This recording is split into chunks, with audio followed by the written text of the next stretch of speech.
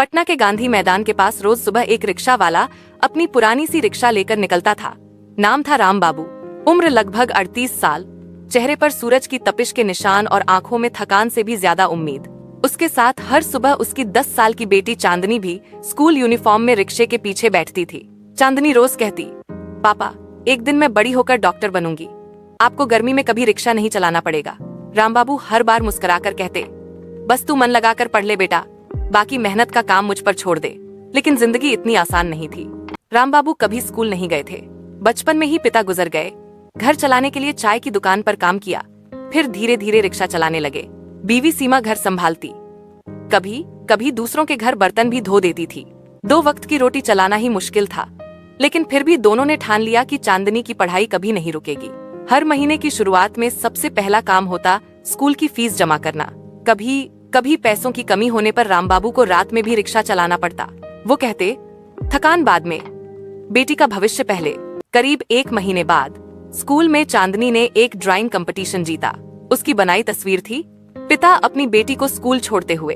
तस्वीर देखकर स्कूल की प्रिंसिपल इतनी प्रभावित हुई कि उन्होंने उस पेंटिंग को सोशल मीडिया पर शेयर कर दिया और लिखा, कभी कभी सबसे बड़ा हीरो वही होता है जो रोज साइकिल चलाकर किसी और का भविष्य बनाता है। कुछ ही दिनों में वो तस्वीर वायरल हो गई। लोगों ने जाना कि ये कहानी राम बाबू रिक्शा वाले और उनकी बेटी चांदनी की है। शहर के कई लोग मदद करने आगे आए। किसी ने स्कूल फीस भर दी, किसी ने नया रिक्शा दिला दिया। अब चांदनी का नाम अखबारों में आने लगा।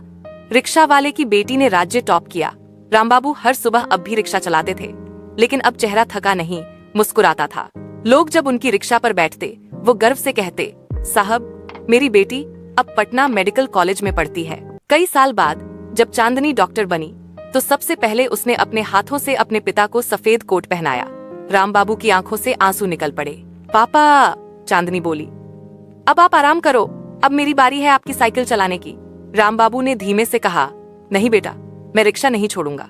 जब लोग मुझसे पूछेंगे कि इतनी बड़ी डॉक्टर की बेटी का बाप अभी भी रिक्शा चलाता है, तो मैं कहूंगा, क्योंकि इस हैंडल ने ही मेरी बेटी को डॉक्टर बनाया है। सीख, इस कहानी से हमें ये सीखने को मिलता है कि गरीबी रुकावट नहीं है, बस मंजिल तक पहुंचने की भूख चाहिए। मेहनत कभी व्यर्थ नहीं जाती, बस वक्त को थोड़ा धैर्य से झेलो।